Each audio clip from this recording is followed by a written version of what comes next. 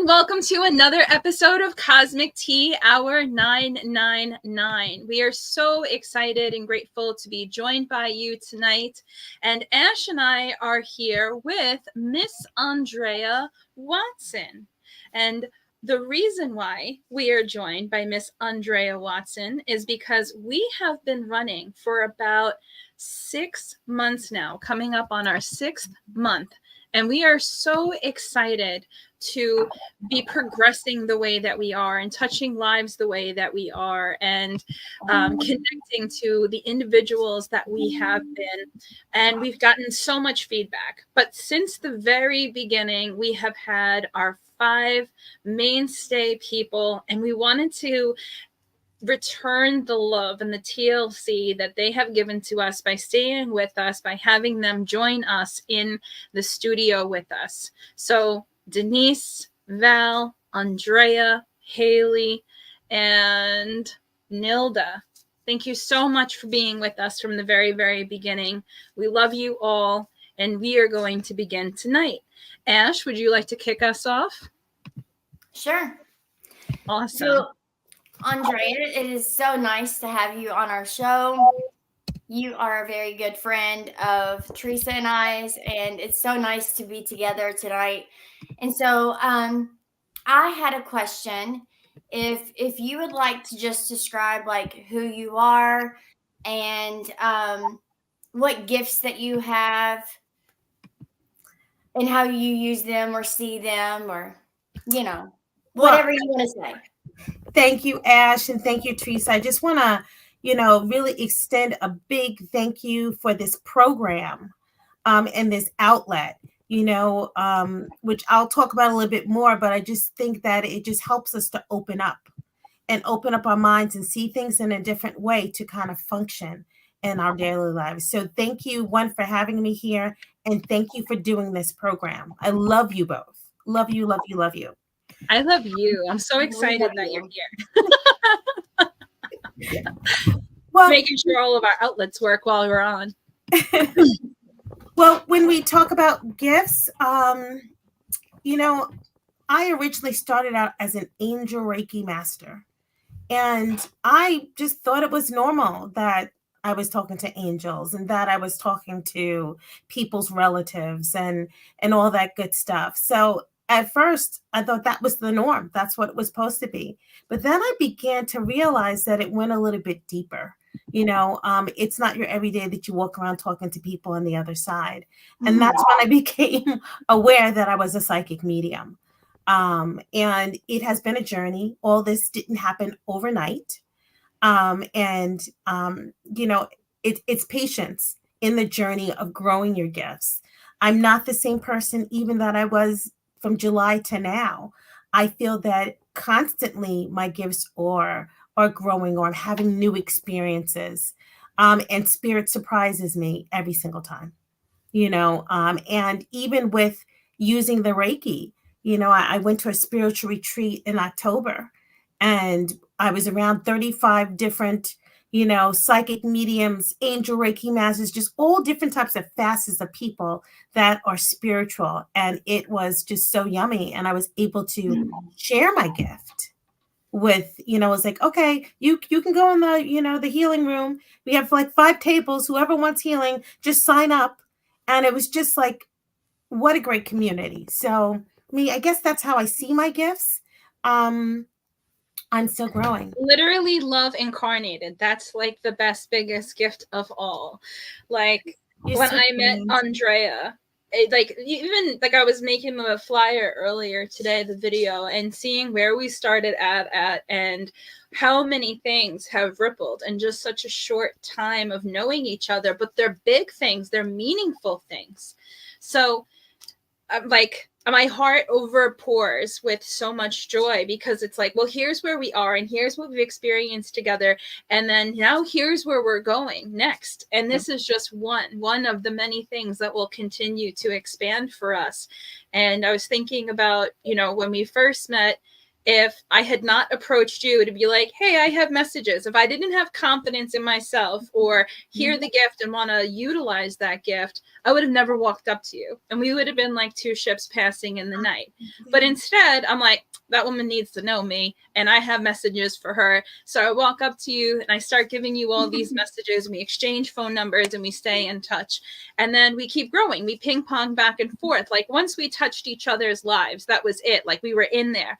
And then, a short while later, we've met, we've hung out, we've ping ponged around, and then we kept seeing each other at different events. We didn't even call each other to be like, hey, I'm going to be there. Are you going to be there? It was just, we were there and we just kept aligning.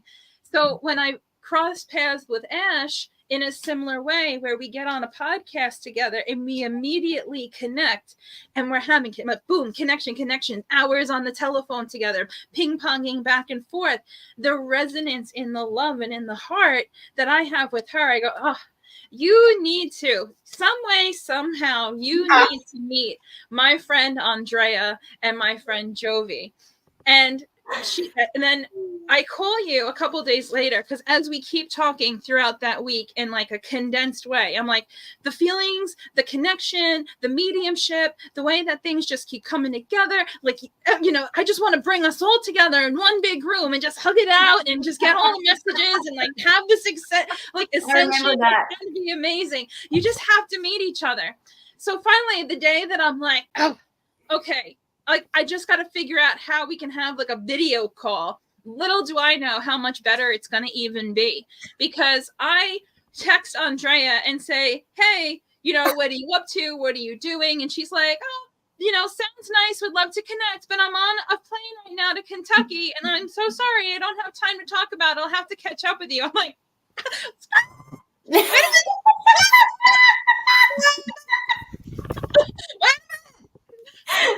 in Kentucky are you going to? Lexington. No. I'm on the phone with Ash. Girl, she is coming to Kentucky. She is in Lexington. Andrea, you need to have 5 minutes for me. You need to go. And she's like, wow.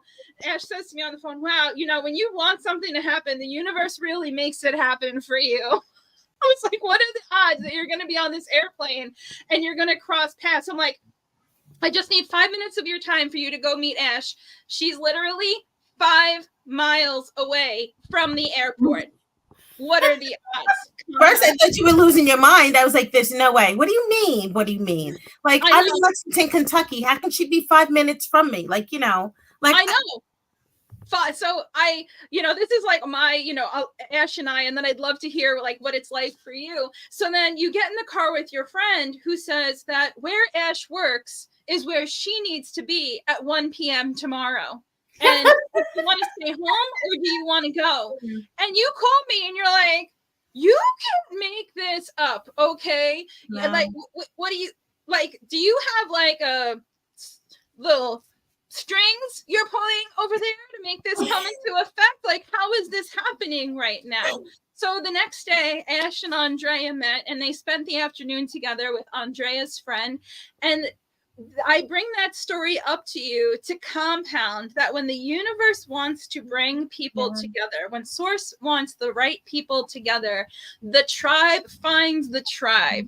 And it is one of our favorite stories because it is so powerful and so organic. There was no effort from any of us to do that combining of individuals, and yet it profoundly easily happened because it was time and it was readiness. It was all readiness.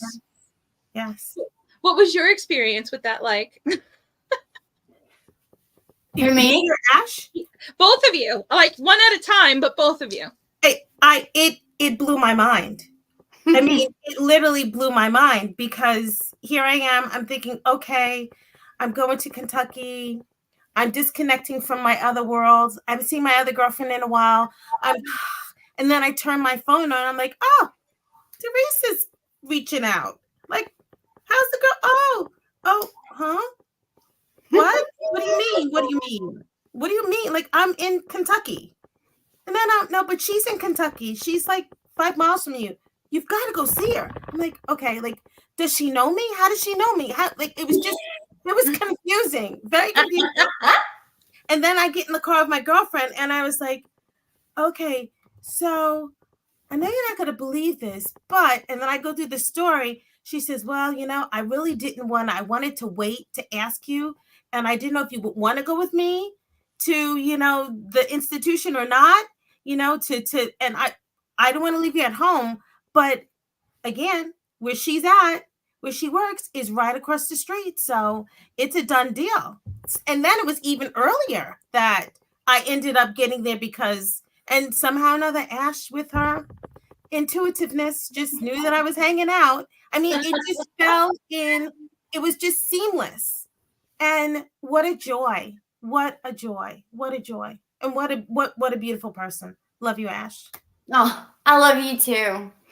And I will tell you, I have never, and I will say this over and over again, Teresa always makes me say, I have never experienced this.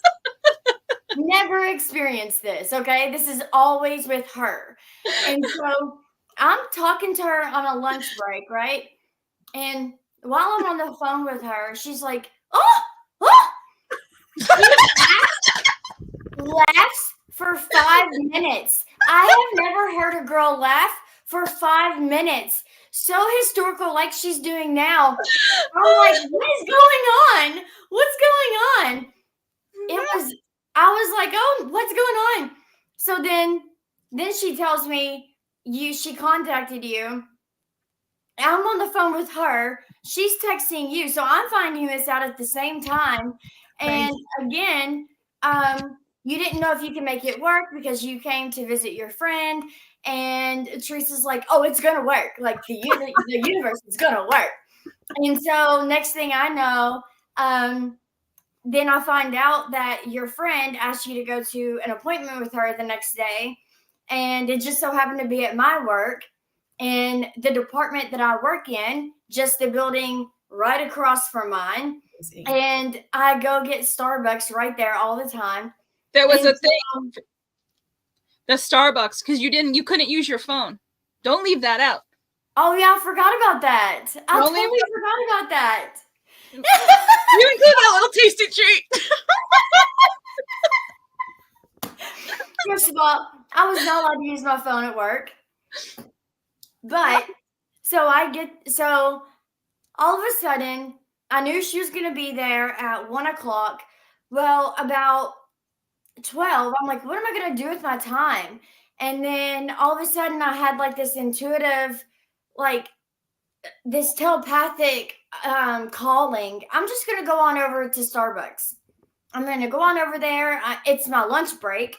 So I'm going to go over there and I'm just going to wait around. I'll just figure it out. And so I get on the stairs out of my office, go up the stairs, and as soon as I hit service outside, she's like, "Oh, I'm here early," and I'm like, "Oh, I'm about to walk in." But she was like, I was psychically telling you to come on that I was here, and it was the most amazing experience.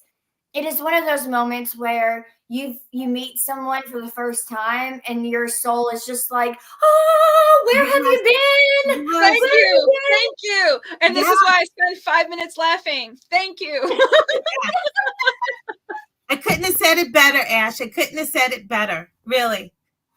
Oh. It is that recognition of soul tribe that we all belong together. So I knew we all belong together, and it just like some way, somehow that had to intersect. And I'm so grateful and glad that it did. And it made coming together tonight even easier and even more exciting. So I wrote down questions for you. They start off very simple and then get to be more complex, but nothing crazy. Okay.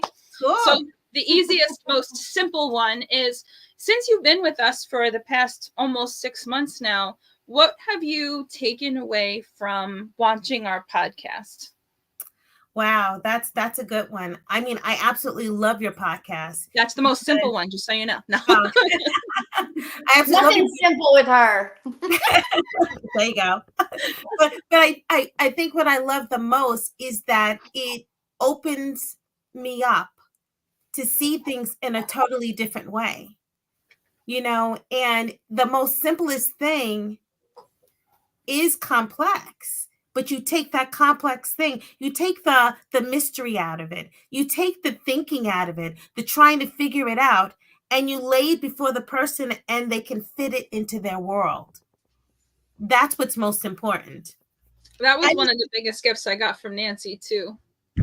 I love to see the joy too. For me, it's all about happiness and ease and coming together. And so I love the chemistry that I see. That's a big draw for me.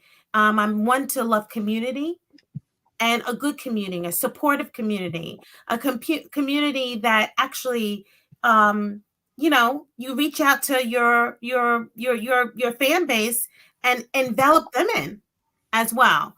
But for me, the most important thing is that you take those things that are simple, that are complex, you make them simple, and you kind of like, it's like you tap someone on the shoulder and you say, hey, maybe you might want to turn just a little bit to the left, and you'll see things a little bit differently.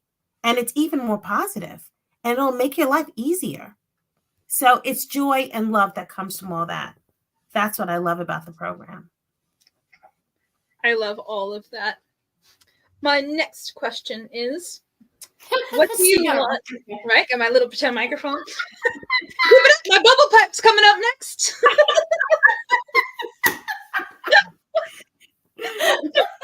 What would you like to continue to learn more about, whether it's on the podcast or outside in your world? Ooh, that's a lot. I feel like, could you tell? It's like I took it all in, right?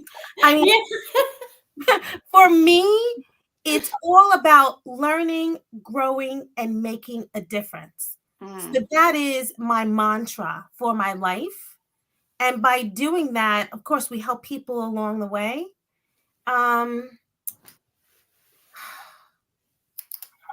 Wow. I am open to anything that I can learn that's going to make me expand and then be able to give it across to someone else, to empower them and to make their life expand. It's almost like the domino effect, but really exponentially. I like big. I like, right? That's like, why you love me now. yeah. Like, I don't want to laugh like this. I want to be like, yeah, like you're really joyful. It comes through, and what I would like to see on this program is more of what you're already offering, because there's topics that you talk about that, I don't know, you show the complex part and you make it simple. There's no other way to do it, and it's not one-sided. It's across the board. You know what I mean? It's across the board. It's not like, okay, this is religion and this is the way it is. And no, it's not that. It's about spirituality, and that we're all different and we all come from different walks of life. And this may have been your story and that may have been your story, but here's where the two meet in the middle, because there's a common, right? There's a common theme. And if we can all touch upon that common theme, we can all come together and then rise above. So I want more of what you got. Bring it. You're saying all these words and I just keep thinking about like the powerful hugs that we have when we're together. Like we stand there and laugh our heads off for like 5 minutes. Like we cackle while we just hug and dance around in a circle. And I feel like so much is said in those moments where I'm just like, you'll never capture that in words, but being able to deliver, how do you know God is real? How do you know love is real? How do you know inspiration is real? How do you know someone's your soul family when you meet them? And it comes from this interior feeling. And the more true to yourself you are, the more you hold space for yourself, the more you understand what and who you are, and give yourself room and embrace yourself with love and tenderness. it becomes so easy when you find what that vibration is or what that vibration feels like in another person, and you go, oh, yep, yes, we're on the same vibrational frequency. We're right there. We've been through some stuff, and we have a lot of love, and we have a lot of joy, and we have a lot of expansion, and we have a lot of like hunger just to have like a wonderful life and touch other people's lives in a positive way, and touch people and our own selves touch our lives in a positive way. The expansion of source, the expansion of joy, happiness, well-being, that is what I feel like brings you together with your soul tribe, but also what you get out of the union that comes with being with your soul tribe. It's yummy. It's some good stuff. It is.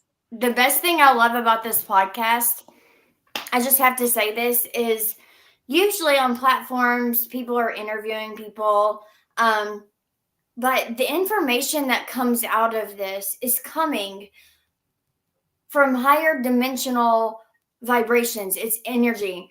And so, like, every information that's brought out, it's being shared to the whole world. It's not like a lot of people make you like pay. You have to have sessions. A lot of people, they're like, oh, go within, but they don't explain what go within means.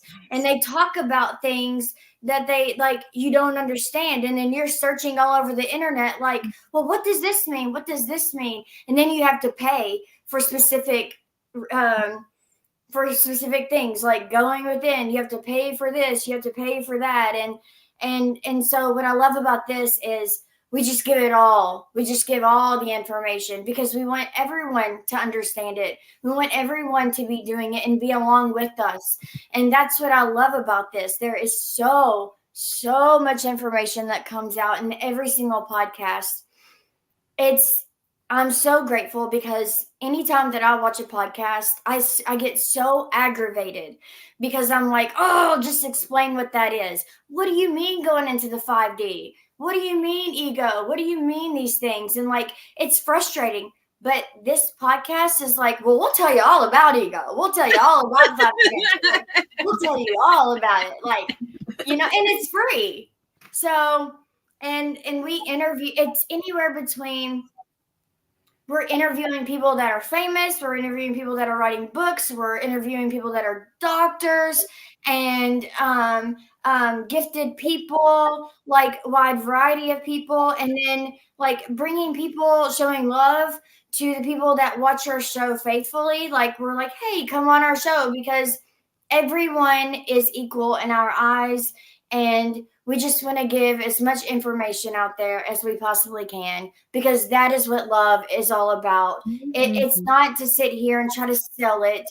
It's not sitting here trying to be like high and mighty. I know this. And then I just throw you like little bones here and there. No, it is what it is. Yes. Yeah. My favorite thing about the podcast is that it's heart-centered and everyone that we interact with is a heart-centered individual, and we get to the ability to share that all with each other. And then to compound it, so I like how you mentioned all the different people that we've been able to have on the show, but one of the things that Nancy was just talking about maybe last week or the week before was that every person's consciousness, that we could not interact with the people that we do, no matter who they are or where that is from or where they are from, if we weren't vibrating in some kindred consciousness. Right. So we would be fools. And I think that something that we've talked about a lot is that the dynamic of the podcast, or the dynamic of I made a choice that put me in front of people versus the person who made a choice to not be in front of people, somehow creates this kind of disbursement of like, are you looking down on them? Are you looking up to them? You're putting, whether it's a pedestal or an idea of self, we create belief systems that go with that. And one of the things that we've always maintained is that we don't want this. We want right here with everyone we talk to, because that's just how we live our life. And being able to say thank you or get the individuals on, I knew like, I know Andrea. I know the good that's going to come from this conversation. We haven't even gone there yet. We just like scratched the surface. Okay. So like, it was so exciting to be able to get that message and then be like, oh, hell yeah. Because there's something. And every person that I called to ask to be, you know, hey, will you come on the show? Will you share something that you've learned? Will you share your own experiences and help us understand what your consciousness is and how these fibers maintain being together for 6 months consistently with no end in sight? Yeah. That's exciting. That's fun. What's holding us together? We don't even talk on the phone, but what's holding us together, you know? And that's exciting to find out for me and for Ash and for Peter. That's good, Teresa. That's so good. So that's what you call yummy. Right?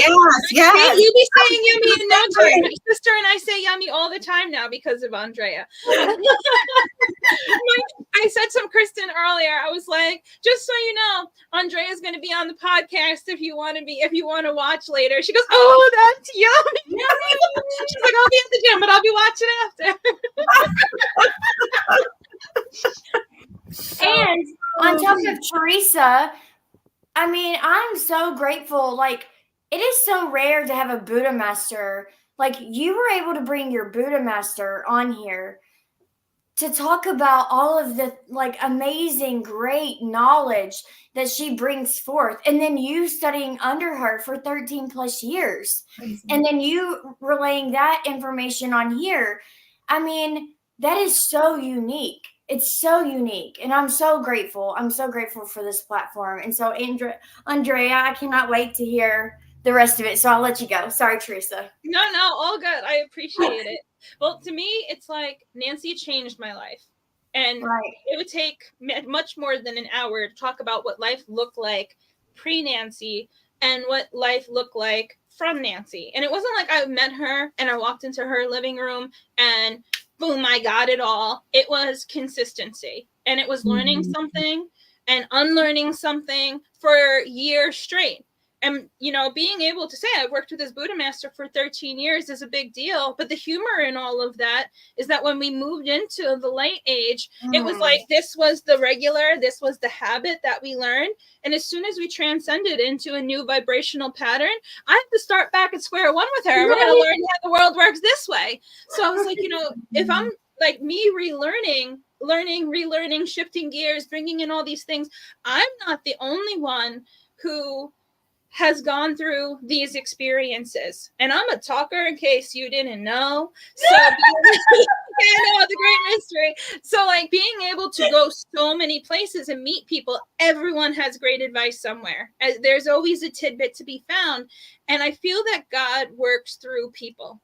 And there's no such thing as a coincidence. There's always this perfect divine plan that the more you tap into your truth and your creator, the more this divine plan touches you, reaches out, touches you again, brings you over here, brings you, and there's a spider web. And when I like, in India, they have Shiva.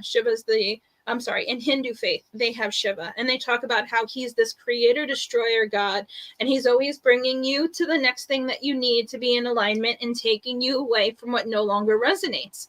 So he has multiple hands, and he's always, the whole world is in a state of his dance, and he's always picking his hands up and moving you around. And being that he has so many, it's kind of easy for me on a visual space to think about life that way, that we're all sitting on one of these hands, you know, these divine hands being moved and aligned to. And what we align to, who we align to, where we align to, depends on our vibration. And that's why it's so important to be authentic. Because when I choose to love myself and honor myself, I align to real people that allow me and others to accomplish coming to this podcast isn't about being a podcast. It's about being able to unify together and then share that with more people than we can possibly talk to on the phone at once, or meeting new people that we have never had the opportunity to meet before and saying, welcome to our digital online living room. Come sit, have tea. We love you. Let's sit and powwow it out. And that's the fun part. Like, we even have the chat box there. People are asking questions live and we're ping-ponging back and forth. We love that interactional component. So, like, That's the great. thing that I really like to get into, because when I started it with Andrea the other day on the phone, she started going off, and it was the podcast. So I said to her, what are important things in your life that you have learned, the gems of your life? What would you share out of your life experience? What do you feel it is important for people to know? I know that's a really loaded question, but you got There's so many facets to that. the first thing you said the other day was perception, and I was like, okay, go girl, get it. I mean, first of all, I want to say that I'm a strong believer that nothing happens by coincidence and everything happens for a reason. That's like one of my major lines. And another one is that things don't happen to you. They happen for you. Right? And so that comes from the perception part of things. So it's the way you look at it. I mean, I had like a crazy afternoon. I mean, like crazy. And part of the evening crazy. But your average person would probably be like in the corner, curled up. And I'm like, no, why did that happen? Oh, now I see. You have to flip it. When you're in, I think that's one of the major things that has gotten me to where I'm at, and to be able to be sane in the midst of the storm or in the midst of the crazy, is because, to me, you got to flip that to be positive. There's got to be something positive in there. Even if it's tragic, it's got to be positive, and maybe in a way of supporting whatever tragic happened to that person. So that's a biggie for me. Another thing that I feel that I've picked up in the past 10 to 12 years or so, or what I call one word mantras. Okay. And so, when you're in the midst of your day, it's crazy. You could be going like, it's busy, crazy. It's just right. But if you're in the midst of the crazy that's around you, that one word could change your whole energy, all of the energy around you. And I have about 7 of them. And, at one point, that's the way I found myself praying in the morning. I could just say, sometimes I'll be in the middle of crazy. And, you may even hear someone say this. They'll be like, oh, God, just give me power and strength. Right? That's like, what I mean? Just help me out. Right? Well, for me, when you say power, what does that mean? People think, oh, power, strong. It means something for each of us. And so when you pick your one word mantra or mantras, you have to pick words that really mean something to you. Because power to me, when I think of power, I stop and think, I'm not thinking of strength.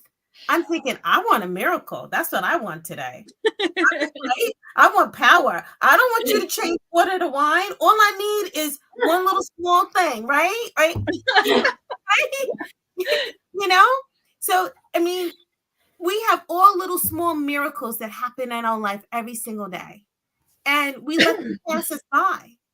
But what we need to do is just stop, take a deep breath, and even acknowledge the small things. I woke up today. I have a roof over my head.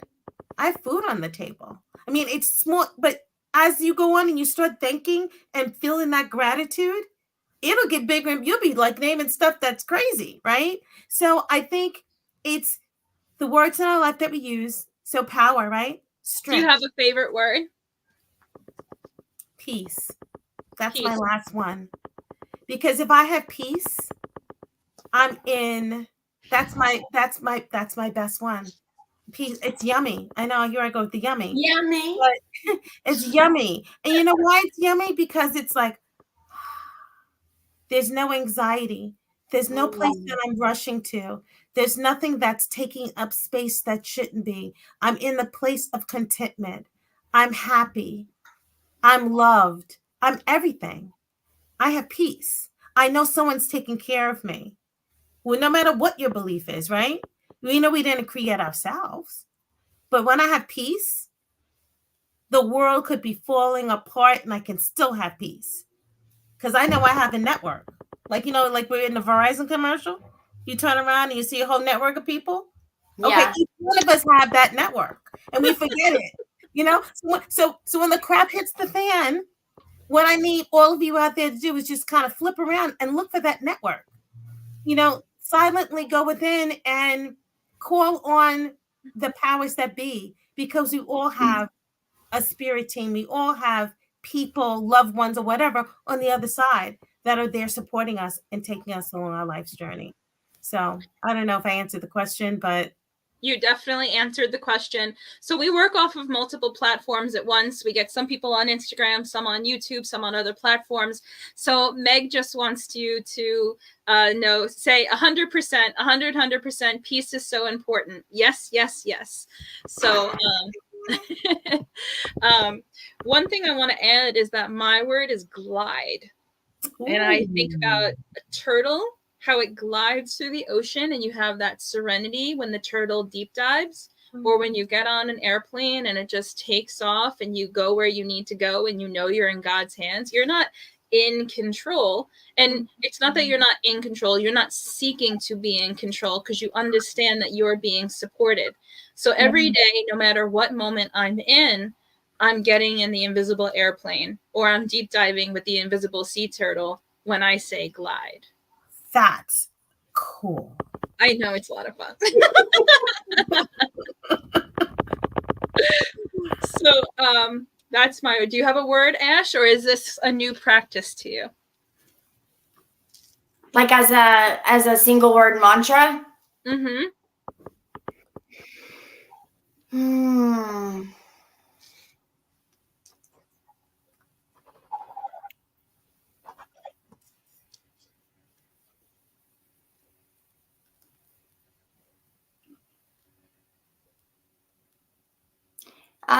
I'm gonna have to like mantra back to that one. Because I usually do mantras, but I never thought about just having one. One word? One word. Yeah. I usually like tell myself be in the present moment, or serenity, or like things like that. I stand in my power is my favorite. But I need to think about that one. But you know, even all those words, like I stand in my power, whatever that means to you, you can take away and say power is what it is, right? And that's whatever you're going to expound upon it. So you already have it, right? You can name one word or a few words, and it's the image, it's the meaning that those few words hold that give you what you need. So when you say I stand in my power, it brings you to the now moment. You say I'm standing in my now. I know how strong and powerful I am. I know how powerful my creator is. And I'm standing here linked, aligned, understanding that I don't have to pull the strings. The strings are being pulled for me. And because my creator loves me, they're being pulled in my favor. So, I mean, there's a whole bunch of add-on words in lingo that went with I stand in my power, but I stand in my power is what does it for you. And that's the thing too. Like, interesting little tidbit was like, we talk about affirmations or positive mantras or positive things to say. But if you don't believe in the mantra or you don't believe in the affirmation, it's not going to work for you. Right. And being able to, the thing that you believe in that gets you from point A to point B has to be something you feel, has to be some kind of core intrinsic thing that reminds you to trust or be easy or whatever the case is, because life can be so many things for all of us. And the habitual nature that our society previously fostered is to be in the ego. And now we're wising up collectively together in self-awareness and awareness with each other, saying, if we continue to live that way, it's just going to be crazy, crazy. And nobody has time for all that kind of crazy, crazy. And everybody is collectively backing up, especially since 2020 or 2021, where people had so much time to take personal inventory and they weren't connecting to so many people. You saw a lot of people reaching spirituality, religion, God, crystals, sage. All of a sudden, like, I gotta say, my sage sales went up. I'm just saying.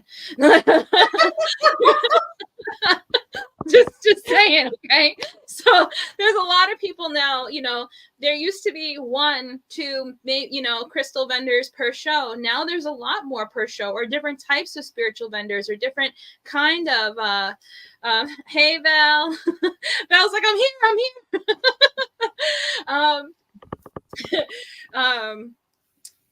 There's different types of spiritual people now, so abundantly out there, more than ever. So when we think about, or we consider, okay, the world is a changing place, before you get excited about holding your hand in the chaos or the things that are not so fun to see, because that's kind of predisposed, it's turning the viewpoint to, oh, that's nice. I like that. I see what they're doing. That's a positive thing. I'm coming together with like-minded people. I'm being guided every day to rendezvous somewhere that makes me feel fantastic, and et cetera, et cetera. And now you've put yourself in the positive place. And what I've learned as a technique is, if you start in the morning, you do your protection prayer in the morning, you open your eyes. The minute you open your eyes, it just, oh, wow, what a wonderful day this is going to be. I'm so excited to meet new people that are on my vibrational resonance and that make me feel alive and loved. And I'm so grateful to have an opportunity to love today and to share my heart with so many people. And that no matter what the weather is outside, today is going to be a great day, and so on and so on. And by the time you get out of bed, you're not stubbing your toe on the corner while you grumble to the coffee pot. Yeah. You're actually in a positive place where you are excited to go and live your life. That's a gift in itself. And if you could do that, you will give yourself the greatest gift every morning and every night. True. I just remembered, I do say I am a lot. I love it. I am. That's important too. Okay. So, faith, Andrea. I know that you are a very faithful person. Yes. Whatever you are comfortable with as the answer, because I don't want you to have to talk about anything that makes you uncomfortable, but how did you come to have such a strong faith? It's called experience, right? It's called being learned. It's called, when I say experience, you experience life, right? And that's why I have the strong faith that I have. I mean, I grew up in the projects, okay? Mm-hmm. Where, I mean, I can't tell you how many times I was shot at and they missed. How many, right? I walked into a store being robbed when I was 11, and the guy kind of like pointed the gun at my head. His stupid knee had knocked all the money out of his hand with my knee. You know what I mean? So like, it's faith. It's the experiences that you have that you rise above, right? I just seem like it's nothing, right? But it was real. I guess that's corny. I thought I was going to die, but it was it's bad. Not corny. So I think it's about the experiences that you have. And all through my life, I want to say my creator showed up every single time to support me. So I said I grew up in the projects. My parents weren't rich. I mean, if you're growing up in NYCHA or the projects, you're very poor. I mean, I often joke and I say we were so poor that we were poor. I couldn't even afford the extra O. It was bad. Okay. So, even the just, I'm painting the picture for the plight forward. Even to the extent of many times going to school and not having a lunch, where one of the teachers showed up. I don't know how he had enough guts at my front door at 5:30, 6:30 in the evening, because he wanted to talk to my parents and find out what was going on in my home. Okay, so I'm painting that picture because the many things that have happened since then. So, you go on to school, went on to college, and my father used to work in the Army Reserve or something on the weekends, and that's how he was able to put a little bit of money aside for tuition. So I did go to private school, but I didn't have all the other stuff, right? The food, the boat, like we ate, don't get me wrong. Obviously, I look nourished, right? But I'm just painting the picture. And so I knew that the only way to get out of the projects was to get an education. And so I just worked like crazy with school. And again, I went off to college, cried my way through pharmacy school because it was hard. And I know nothing about, like science, math, all these crazy courses. It was, again, experience, going through and praying your way through, crying your way through, and then always going back to where you started and realizing that you started here, but your creator has pushed you here. There's more. Again, it's faith, right? Almost all the crazy jobs that I've had in my life, things just happen. Like that happened with Ash. That was my life at every twist and turn, and at every job, stuff just happened. One was just out of the blue. They probably would die if they knew I was telling this story. So I went to a job interview. Even go deep into that one, but bottom line is I get to the job interview and something told me bring an extra dress because it was only overnight. I flew into Lexington, Kentucky. In Kentucky, right? And I flew into Kentucky and something told me to bring a nice dress, but I said, it's an overnight. I'm flying in, I'm interviewing with this company, and then I'm back on a plane home. So I fly in, and right before we're about to go to the office, the guy from HR picked myself and another guy up. He says, Andrea, we're having a Christmas party tonight, and we were wondering if you wouldn't mind staying for the Christmas party. And I was like, well, of course. And I was like, what? Like, I got a nice velvet dress? I mean, for some reason, I really bought a nice dress. Okay, you can't tell me. And I wasn't psychic back then. Okay, none of this stuff, okay? Something must have been happening I didn't know, but so you didn't accept the gift yet. It didn't mean the gift didn't accept you. This is true. So I went to the interview, and I would have to go back on this story further, but I ended up interviewing with the company that was in Kentucky. The company that was in New Jersey is owned by the same guy, and I had interviewed, but what I didn't know was they wanted me to meet this young lady because they really wanted me in Kentucky. The two of them were fighting over me at the Christmas party. And I was like, oh, huh? She's going to come with me. It's amazing what alcohol do. She's going to come with me. And I'm like, she's going to come, what, huh? But like, and then, of course, other craziness happened where my purse ID was stolen out of my purse. So I'm like, okay, my wallet. So I didn't have ID, and this is post 9/11. How am I going to get home? Okay, I'm there on an interview. I don't know where they took me for the Christmas party because they picked me up at the hotel and they brought me back to, right? So, of course, my brother is a retired Port Authority cop. So I'm calling him and I'm like, but I think he was still working at this point. And I was like, I'm in Kentucky. I have no license. How am I going to get home? And he's like, it's okay. Just go get a police report. Where were you? I don't know. You never tell a cop you don't know where you are. Like I was telling my brother, I don't know where I am. What do you mean you don't know where you are or where you were? You just had a party. Bottom line is, a lot of other things happened, and I got this little small piece of paper, literally this small, that got me back on the plane. So it's experience. That story could have been a little bit more deeper, but it's experience, and the experiences that you have, that you get into, that you get out of, and you're that much more higher. So it's the life experiences and even the jobs. So I don't know. Well, that was perfect. Perfectly answered. My question to you, though, is if there's a nugget, something that tells you prayer is the answer or prayer is the way, did you have a baseline where your parents prayed at home and taught you to pray, or that God is real, or come and lean into this? That said, when you're saying I prayed through college, I prayed through growing up as a kid, a lot of times what happens is that the parental system or the family says, here's your God, here's what you believe, and we have this and they have that. But you don't necessarily feel inclined to, you don't feel in union with God or the presence of God in your life just because someone tells you this is it and pray for it. But you have always had this embodiment where you have prayed and felt. So my deeper question that is, how did you have the confidence or the knowing? Were you born with it? Is it something that just developed?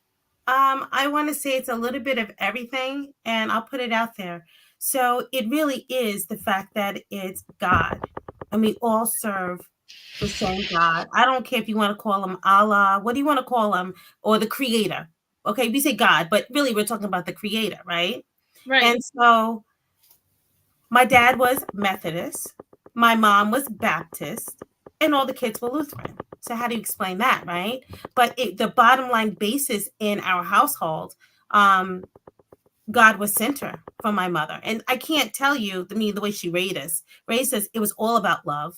I mean, I can't tell you how many times a day she told me she loved me. And so I think the environment was love, but also that was reinforced with faith. So how do you get faith? We talked about experience.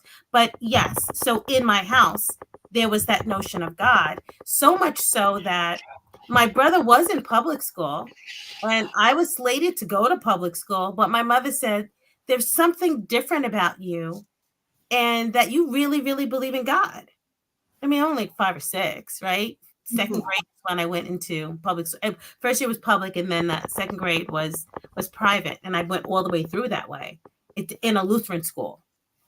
And so we weren't even baptized. So in third grade, my brother and I decided that we wanted to be baptized. But I'll tell you, right? So you sit there and you say, like, well, like, I mean, I was a rebellious teenager in a way, like when it came to religion, because I had always been in that atmosphere. But if my parents didn't lay the foundation, if I wasn't in that environment, as I became a mature adult, I'm talking about college years, like you leave high school and the world's very different than any other year you've ever been in like when you become into your 20s, right? 1920, the world becomes real. And that's when you really start experiencing life. And then there comes a point where you look back and you have to lean on your faith because times are hard. Or maybe there's something that is not going the best way, but I learned how to pray, or that whole notion comes back. And so you pray and like, wow, that turned out, like, it's not like you didn't believe there was a God before, but now you're experiencing what your creator is or who your creator, you're developing a relationship. So I think it is a little bit of everything. But yes, God was discussed, I mean, I chuckle, you're giving me flashbacks, girl. I remember having my 5-year birthday party, and every Sunday I would watch this show called Hour of Power with Robert Schuller. I remember hearing about that. Right? And so I was only like 5 or 6, but I was drawn to that. And again, why I think that he was good for me at that age, he was inspirational. He was positive. I think a lot of people like the fire and brimstone, and that's what works for them. But for me, knowing the positivity and the support that you get from the other side, the support that you get from your creator. People say, well, how did God let that happen? Like, how could there can't be no God because of blah, blah. You know what? I mean, like, okay, he didn't let it happen. It happened, okay? But it's just one of those things, okay? It's not like God made it happen, okay? So, yeah, I think that's where I stand with that one. So my final question is going to segue into Ash's first question, and it's about your psychic ability. One of the questions, or a lot of the questions that we've gotten through one show to the other, is comfort with psychic ability. And it is, how do, we have a lot of people say, well, I think I have a gift. I know I have a gift. I have a gift, but I'm afraid. How do I allow, how do you get comfortable leaning into it? How do you tap into it? How do you trust it? And, you get the idea.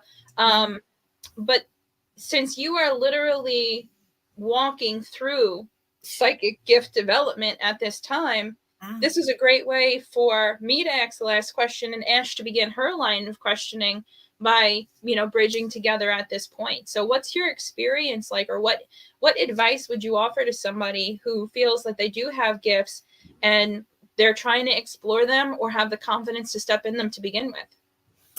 I would, wow, that's a yummy question. I know I just said yummy, but that is that's so empowering. It's so where I've been, where I'm at. It's just fabulous. So thank you for asking that question. I think the biggest thing is, okay, I'm a little bit confused on which one to answer first. I think it's, for me, it's about sitting in that silence. And I know people say, well, I can't meditate. I'm actually been arguing with another person that is going through a growth process as well. Much love to you too, Denise. Sorry, I had to give her a shout out. She's got my middle name too.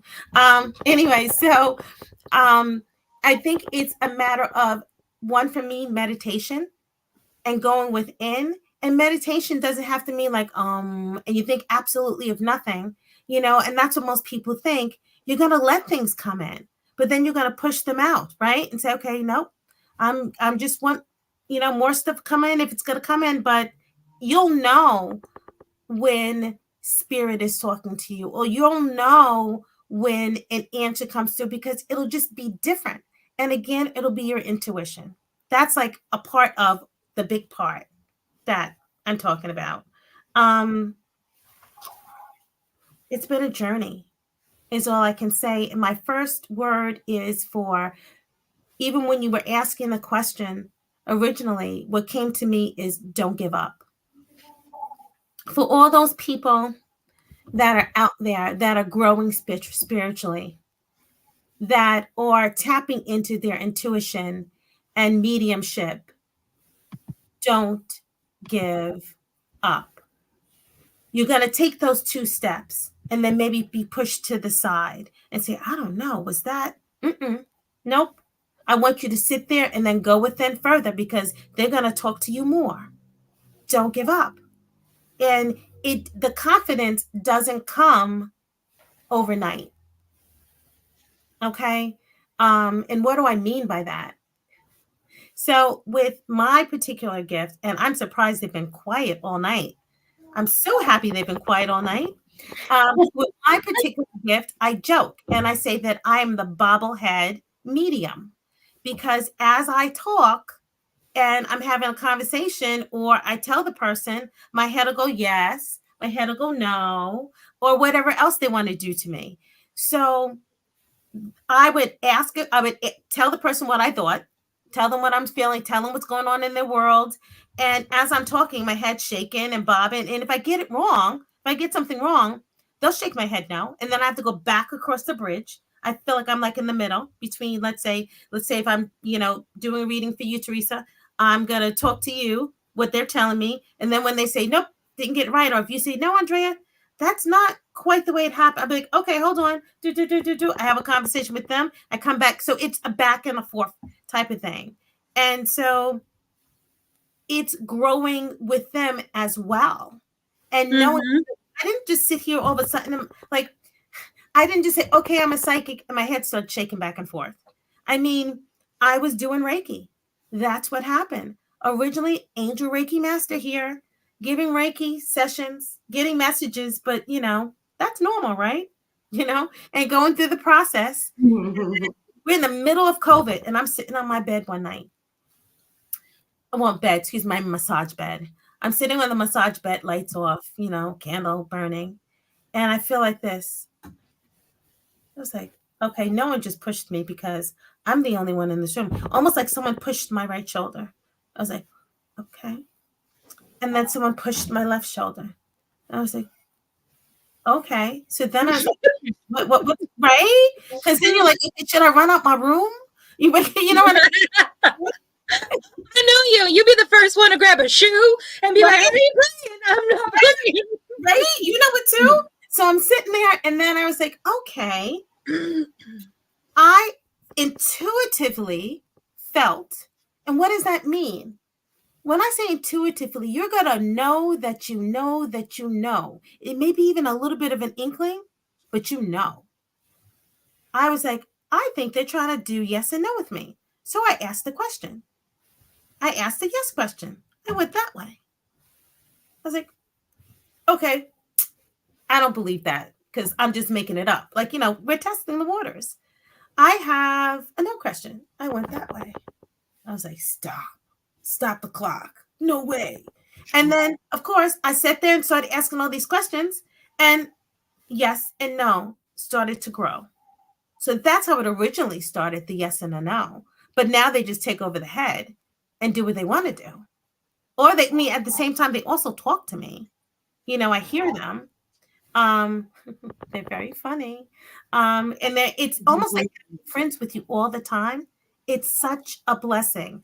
And people are like, oh, once you become more strong and confident, you won't need to shake your head. I ask them, please don't take that gift away from me. Oh, It's just fun. It's like I have a party all the time going on. I'll be typing an email and I'll be like, let me get this. And they'll be like, delete, delete, delete, delete, delete. I said, I guess there's a better way of saying that.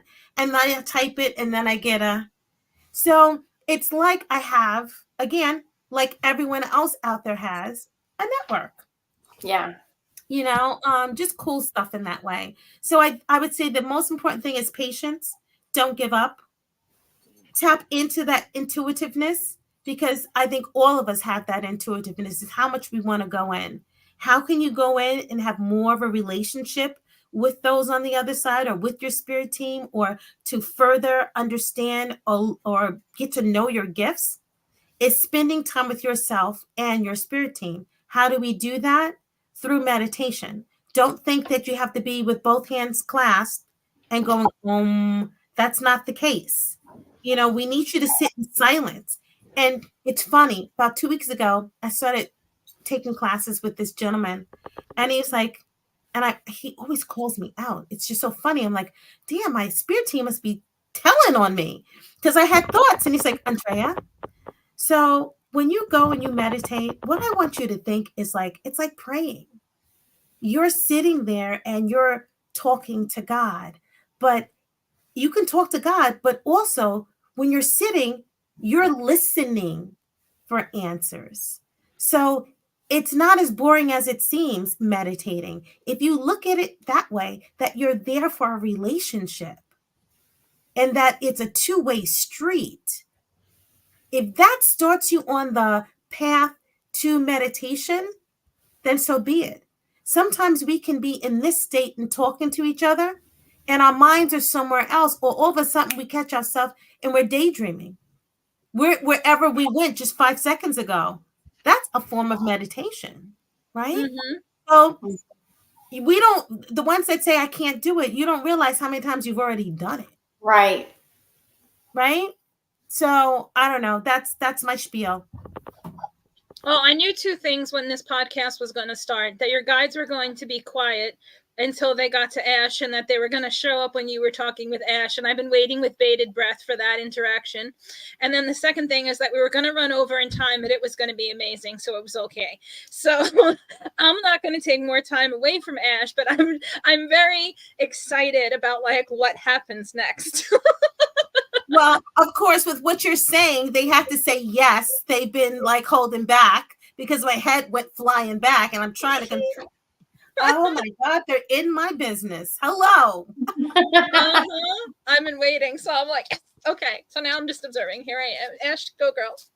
Honestly, I don't even know what to ask you now. You've answered all my questions. Oh no. There was other questions that you had. Go back and look. No, I did multiple times. They were answered. So,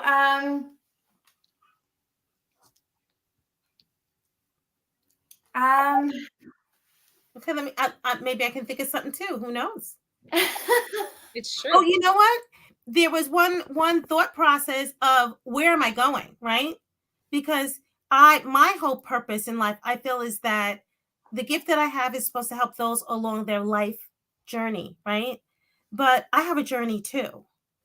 And I don't know exactly what their plan is, but my purpose is to touch as many people as I can. Oh, I know what I want to talk about. channeling. So I had no thought. I mean, I thought that this was always my personality. Like when I talk to people and I'm helping people, I work in a situation where I'm with students a lot. And so I'm supporting them on their life journey. And they're adults pretty much, they're not little kids. But I feel like sometimes I'd be like, oh, okay, oh, thank you, Dr. Watson, thank you. And they go off on their way. And now when I'm talking, sometimes I'm like, whoa, is that me? Could that possibly be me? And then I talk to them and they're like, no, we're channeling. And I'm like, oh, okay. So this may have been going on my whole life, kind of what Teresa said before. Mm-hmm. And I didn't know.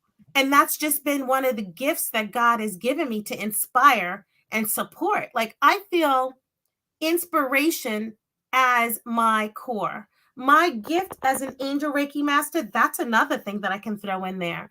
Originally, I originally was taught Usui Reiki 1 and Reiki 2, and I wanted something more spiritual. So that's why I went for the angel Reiki. And so, you go through all the chakras, you put your hands out, right?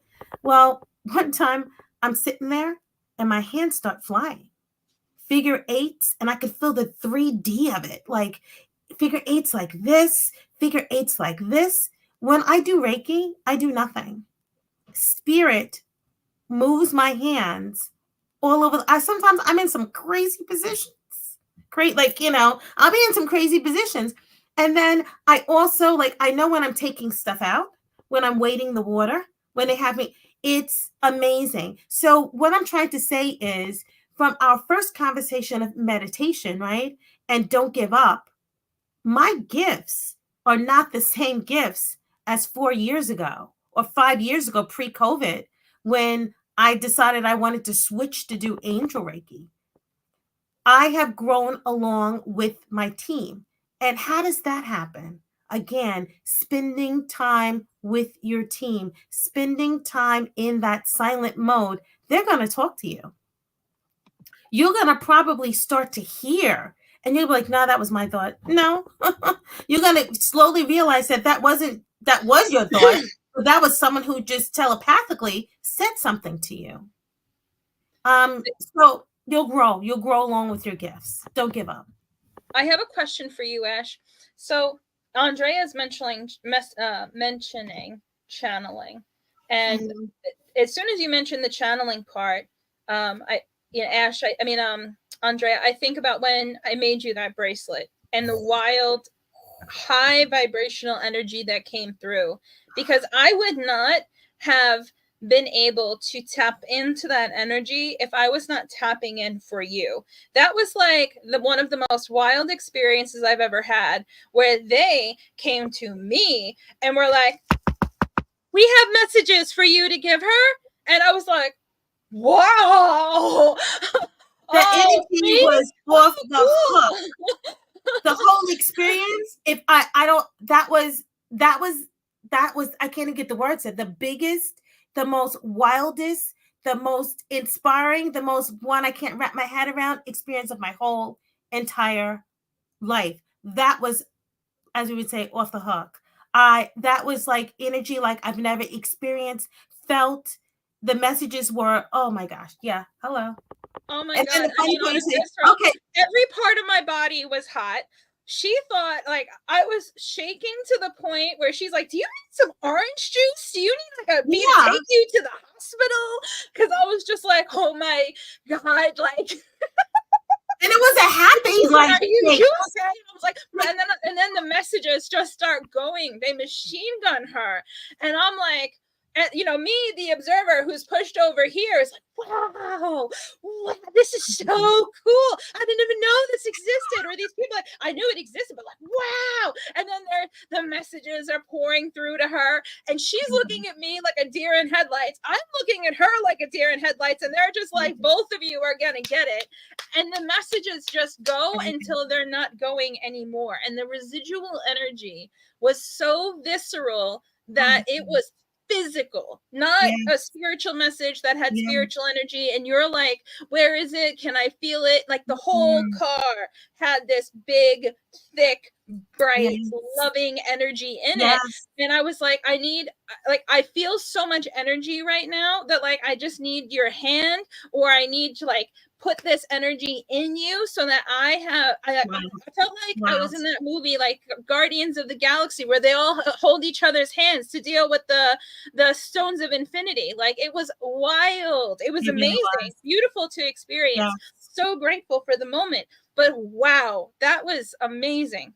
So my question to you, Ash, with prerequisiting all that, is the channeling component. You are a fantastic channeler, and you get all these messages, and I want to know where your gift started and how you got comfortable with it, and how you have maybe tools, things that you've learned in developing the craft, things that you've done to trust your craft, and memorable times that you've enjoyed by offering this.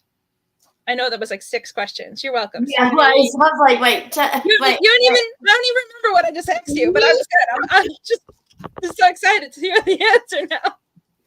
Well, I don't want to take too much time, but I didn't realize that I was channeling per se until someone told me.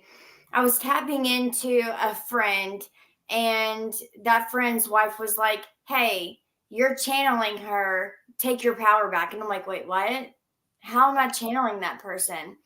So when I came into realization that I was channeling someone and I took my power back, it was like, oh wow, like that's what it is to channel. But I've been doing this my entire life. Look at It's that. like when you watch TV and you watch TV for like, you think it's only been like a minute, but 30 minutes goes by, and it's like someone comes in the room and snaps you back out of reality, and you're like, wait, what? And then it's like, oh, 30 minutes is gone. It's being in that state. And people that play music, I mean, it's just so coming into a channeler. When I was seeing people channel on YouTube or watching things like that, that is the gift that resonated with me so deeply. It was the number one that I was like, I want to be a channeler. I want to be a channeler. I want to be a channeler. And that's all I would say. And then I would tell people, I'm a channeler. I'm a channeler. Um, I just didn't know how to do it yet. So I brought it into my life in the present time, and then it slowly just started happening. With that being said, I love channeling because I wanted to be a trance medium, a trance channeler. Like I wanted to be, well, I am, but I wanted to be like channeling extraterrestrials, or being in full trance mode and giving messages that are very important from star families or multi-dimensional beings. And I just knew that's what I wanted to do. And so I started investigating, paranormal investigating, and then slowly things started happening to me where they were taking over my body. But I always made boundaries. I was like, okay, anything that comes into my body, I have to be fully aware. If I do not like them in me, I have the power to kick them out. I had specific boundaries with this. If I did not feel that they were good, then I would not even open them. So one of the best things about my gifts is I have the ability to turn them on and off. So I don't want to walk around on 24/7. Like that would be miserable for me. I'm a Virgo, so I have to have like I can be at home snuggled up on the couch, and then like someone asks me a question, I'm like, oh wait, yeah, here we go, and I'm like, bam. So and which I was very grateful for. I'm so glad I could be able to do that. But when I started my business, people started coming in. I realized there's so many different ways people channel. And I would say, I don't know why I can't see spirits. Why can I not see spirits? But then I could feel them. I never could be able to explain it. I would feel them and explain exactly what they looked like, who they were, down to like a T. Like I can communicate with them, but I would never like see them. And I realized I was just channeling. And I made a mistake one time. when I first started, because everybody does when they first start out, I would connect heart to heart to my clients. I would intentionally connect my heart to someone else's heart. Stupid. And this person was in California, and I'll just say there was some effects that came back from that. And what happened was this storm randomly started. It came out of nowhere. It was not in the weather. My car is shaking. All the cars in the parking lot are shaking. It's shaking so bad that the car alarms are going off because it's just storming and the wind is just really, really bad. And that was the first time I experienced this is not natural. This is not natural. And so when I learned from that experience is whenever I told her, I was like, we need to get off the phone and we need to like end this we need to end this session. This was last year. And when I walked away from that, I was like, I need to really figure this out. I don't need to be doing this blindfolded. I really need to understand this. So I'll give you an example. You guys talking about a wild day. This was so amazing. This lady come in, I won't give too much details, but I love channeling in a way that I always tell people my brain's like slideshows right now and I'm trying to like pick. So I always tell people when I channel, I don't channel people unless they ask for permission or unless they ask me to give them a reading. That gives me the okay to tap in. So then I ask me a question. What are you inquiring? And then they'll ask me a question and then I can hone in. And as soon as I hone in and then I start seeing things, then I'm able to see things like that are off the wall that I would have never thought I would have ever seen, like seeing a past life come in and this current life. And then it just like really expanded. And honestly, knowledge really is power because the more knowledge you know about things, the more you can identify things. And so I'm constantly studying. I'm constantly trying to understand the way everything works. So this lady comes in. I could tell she was like so emotional. Like she come in and I was like, "Whoo, you're a Viking." And she's like, "That's funny. I was just out in the parking lot looking up my ancestry and they added I was a Viking." And I was like, "Oh, that's funny." And so she was literally looking at her ancestry DNA as a Viking. And she walks in, I'm like, "You're a Viking." So that it like leads to one thing to another. But she was broken. She was really, really broken. We had a 4-hour session and it was so crazy how in channeling sessions, I can go from like, what's going on in your life? Next thing I know, we're going to a past life. And then next thing I know, like guides are popping in and then dad's wanting to take over and bring peace. And like all of a sudden we were like floating in another dimension. It like my office was no longer my office. It was like we were in fog and we were like, it was like very, very cloudy and we were energy just floating and like there was nothing around us. It was like we had no sense of space and time. Wow. And it was like all of that negative energy that she came in with dissipated. It was gone. She was able to see things for what they really were. And all of a sudden I was able to see that she had multiple miscarriages.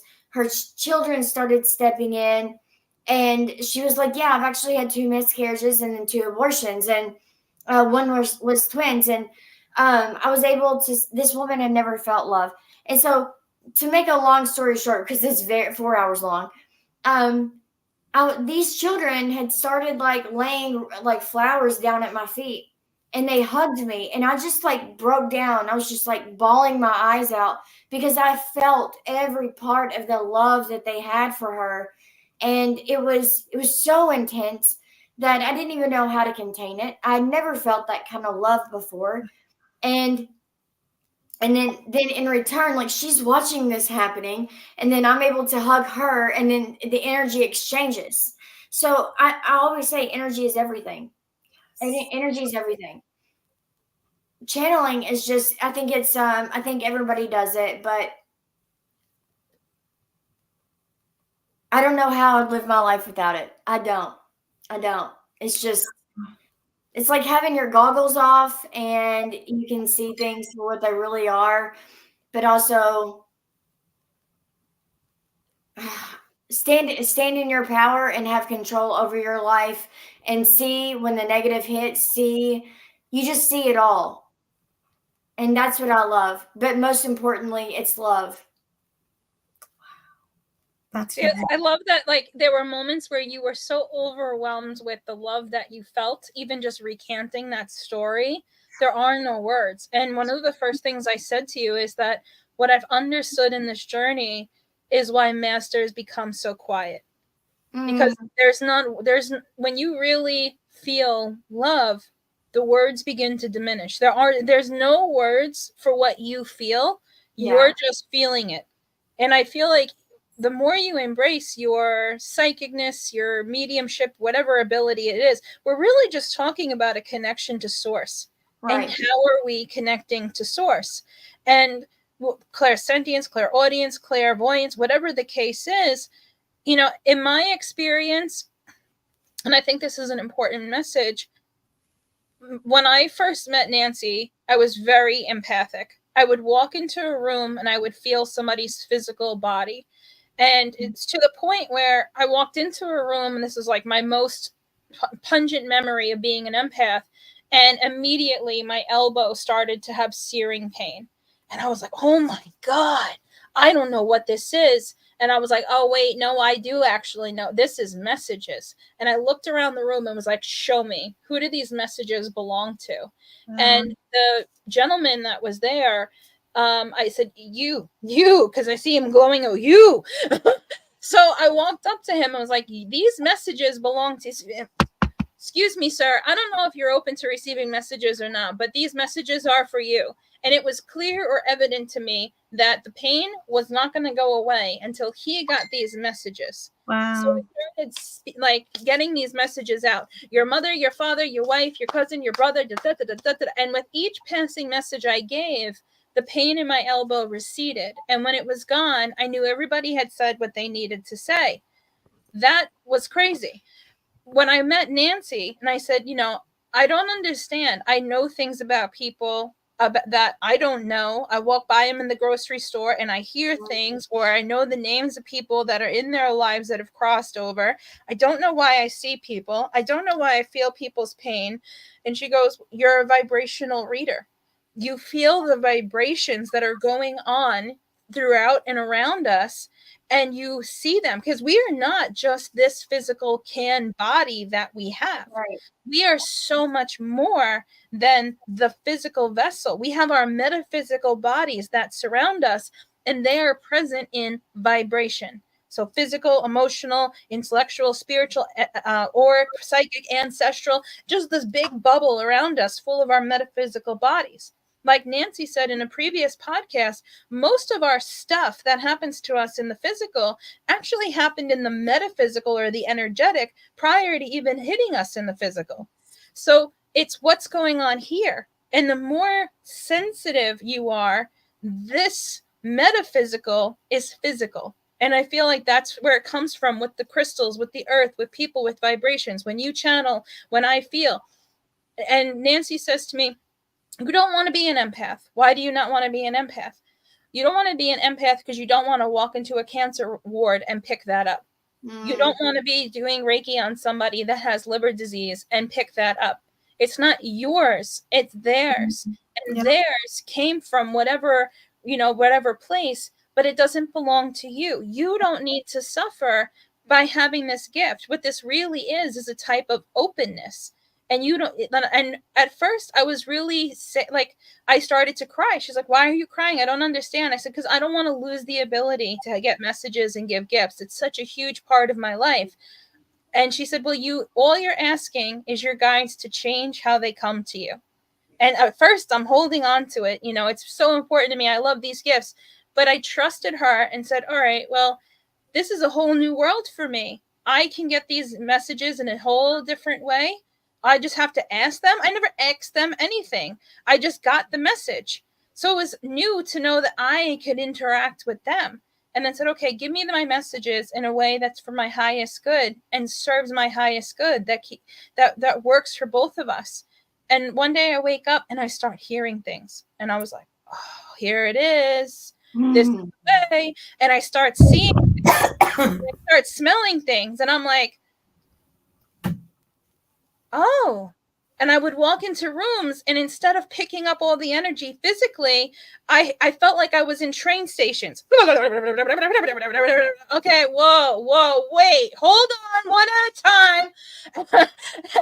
And it was development. So the cool thing talking to both of you about how you've developed your gifts is the first, it's like screaming heart-centeredness. The love that you have inside is the foundational premise, and then it grows beautifully. Like you just had this beautiful healing session with this woman, channeling into all these different places.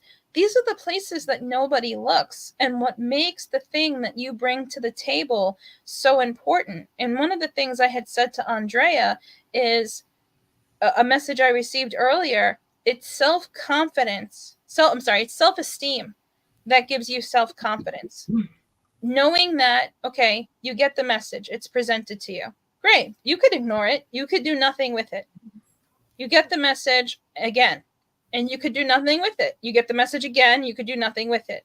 At some point, you're going to get the message, and you're going to say, okay, however many times you need to hear the message, because you may have doubt, you may have disbelief, you're not sure if it's you or who is giving you this message. If the message is really from your high self intuition source, they're not an impatient tribe. Right. If you need to do something, they may get more insistent.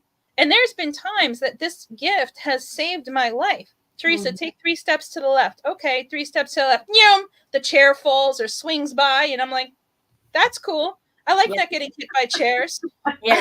Yeah. So the ability that you have to trust your team will only lend itself to you. And to me, it's a voice inside. It's a feeling inside to know that I know that I know.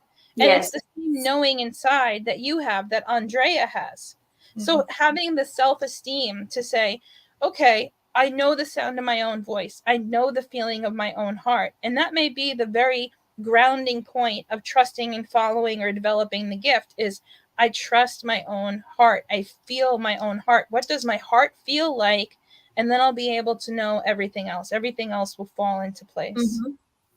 And what I like the most, Teresa, is when you said, I never asked my spirit team anything before. And I asked, and it was a dialogue, and they gave it to me. And I think that's a key point. Ask. Okay, the first thing I would say to all of the people out there that are listening tonight, don't give up, but ask. Ask for what you want. You go to your father, you go to the creator and say, can I have? Ask. And I chuckle a little bit because when I was at this spiritual retreat about a month ago, one of my mentors walked over to me and says, Andrea, you need to ask more. And like I'm telling you guys, so what's good for the goose is good for the gander, right? Because I really need to ask more too. And I forget that I can ask and say, you know what, can you show that to me a different way? Or like, we were talking about birthdays. Like I say, they're like my family, right? Well, I was sitting with one of my mentors. This is another person. And he says, oh, so I'm seeing a balloon. Your mother showed me a balloon. Is there somebody's birthday? And I was like, yeah, today's my brother's birthday. He says, oh, okay. So she's saying happy birthday. So ask. I'm like, I don't see a lot of stuff. I see stuff, but I want symbols too. And so what I think I need to do is just ask, what do I want my symbol to be? Can we work together? Can I see a purple birthday cake or something? Like, whatever it's going to be that's going to make birthday stand out. So bottom line is, don't give up and ask. Ask for what you want. Ask for the guidance. Let them know you want to grow. I mean, ask God, and then ask them to help you, because that's why they're here. That's why they're part of your network. And Well, they it's also answer, I'm sorry. no, go ahead. Just last thing. They also give you things it's your heart's desire for fun, but you don't ask, you don't think to ask. And I'll just give you a really quick example. I was leaving an investigation and it was the fall equinox. And I miss being on a Native American reservation. I grew up on one. I miss that culture. I miss it so much. I've been wanting to connect to it. And on the equinoxes, I always go to a sound bath. It's a ritual that I do. It's something I do. And so, anyways, I had like a 2.5 hour drive home. I had an hour and a half to spare, and all of a sudden, my friend Amber came with me, and she's going to a sound bath for the first time ever. And I was like, "Wait a minute! Like, I think I was supposed to go that way." And she's like, "It's okay. I think this way goes the same way." And I was like, "Oh, okay." But I kept on saying, "This is not the way I came in." And she's like, "It's okay. We're still gonna get there." So we're driving maybe about 30 minutes, and all of a sudden there's a sign to Serpent Mound. I've always wanted to go to Serpent Mound. It's a Native American burial site in Ohio that's in the shape of a serpent. It's massive. And whenever the fall and spring equinox happens, and the solstices happen, the sun always hits it at the head of the snake, and then each way that the coil is whenever it's just passages of time, just like the ancients built in the pyramids. Anytime you find ancient geoglyphs, they're usually connected to the equinoxes, the sun, the moon, all those things. So I always wanted to go. And so all of a sudden it said Serpent Mound, 6 miles. And I was like, what? 6 miles? Okay. So I'm like immediately like, hell yeah. I was so excited. So then I go down and then I go and it's like this windy, curvy road. And then all of a sudden it said rock shop. And my friend Amber seen it, and she's like, "It's a rock shop." And I was like, "Well, why do they call it rock shop?" Because I've learned from Teresa, it's crystals, not rocks. And so, like, I was like, offended kind of. And so I pulled into the gas station that was right next to it, turn around. Serpent Mound's like 1 mile that way. And I pull in, and there's these ancient trees that are Bigfoot and carved out of Bigfoot because the guy who saved them wanted to do something special with these trees so that way they didn't get cut down. So he carved things into them. And so to make a long story short, because it could be long, I go in and half of it's like a museum, and I've always wanted to be an archaeologist. That was something I've always wanted to do. So I wanted Me to go to college too. for it. Really? Oh my God, that's all I talked about when I was a little kid. Me I had no too. time for princesses, Barbie, nothing. I wanted to be an archaeologist. I wanted to dig stuff up. I had buckets. I was ready. I know it's no surprise now, but I was ready for it. My 5th grade project was going down and finding rocks down at the lake, and that was my rock collection. Anyways, so we walk in, and half of it's a museum, and come to find out, it's in a 1700s house. And these are archaeologists and paleontologists who own this place. There are boxes stacked to the ceiling on one side full of archaeological finds. So many things. Like, you could literally buy 328 million year old fossils and amazing things like that. And then crystals and Native American. There's so many Native American things in there. And it was just like a dream come true. So then I buy some stuff there. I leave there, get to Serpent Mound. I have 8 minutes. 8 minutes, okay?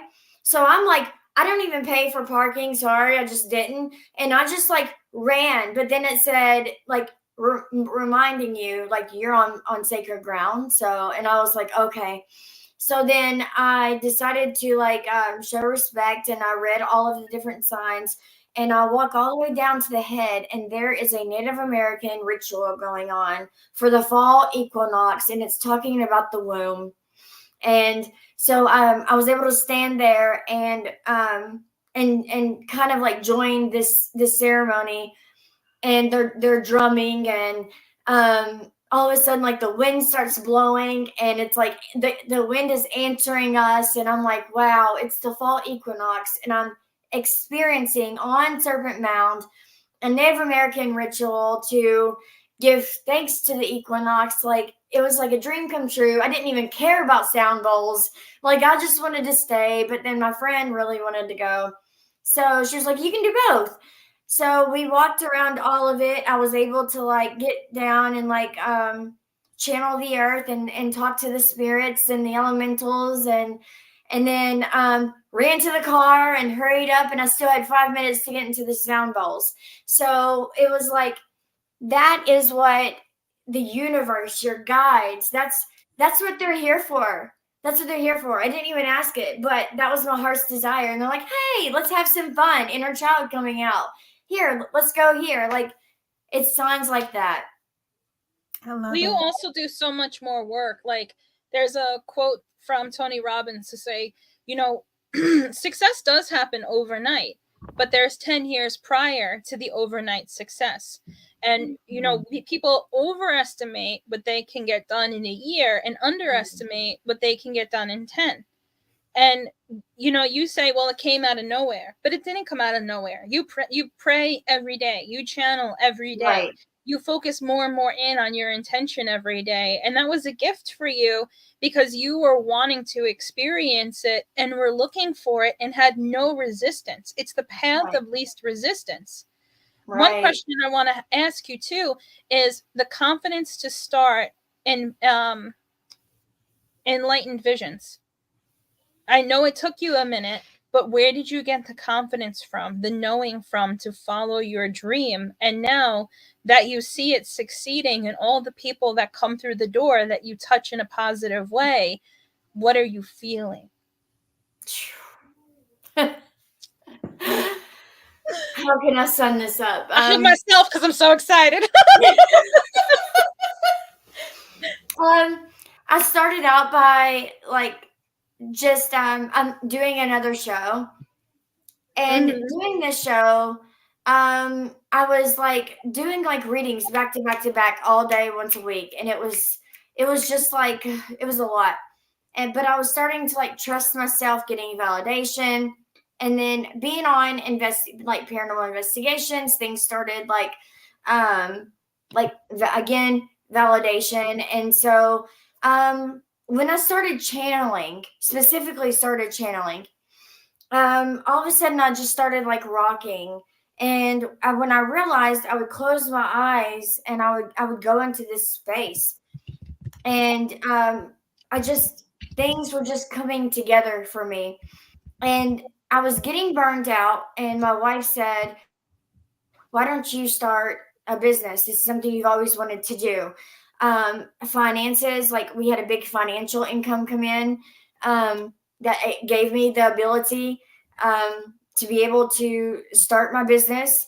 And mind you, coming from a person who was a dancer at the age of 18 years old, who was in the strip clubs, on drugs and alcohol, like doing all of these things, and then having an awakening. And during that awakening, start working at the dollar store, and going from the dollar store to a slaughterhouse. Couldn't do it because I cried every night. Every time they brought the cows in, I would cry every night. You're gonna die, you don't even know it. And I couldn't do it. I just put my hands up. I was like, I can't do it. I can't even fathom that. And so then I had to clean it up. And so I left that, and I was able to get a cheap vehicle, work from the factory, then going to work into recovery as a peer support that landed me at the health department syringe service program. And then that's where I excelled. I was like, I ran the bus where we were handing out syringes and like safe kits. And I felt empowered by that. And then I started working my way up. I started creating 501c3s, and I realized, wow, I have a lot of potential, and I'm a leader, and I know what I'm doing. And so from there, I I started working with UK.